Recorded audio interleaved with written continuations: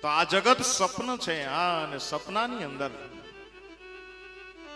બહુ ન રાચવું, કેમ કે સંસાર છે એ સ્વપ્ન છે. અને એટલા માટે સાધુ સંતો એમ કહે છે કે સંસાર અલ્પગ્ન છે,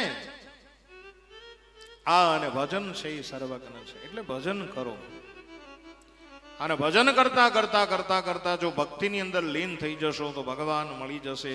અને એટલા માટે સંત તુલસીદાસજી કહે છે કે મને હનુમાનજી મહારાજનો ભેટો થયો ને ભગવાન મળી ગયા.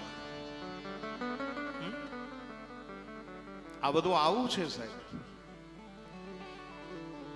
આપણે તો ખાલી નફો વિચારાય કે આપણે નફો કેટલો છે, ખોટમાં તો નથી જતા ને.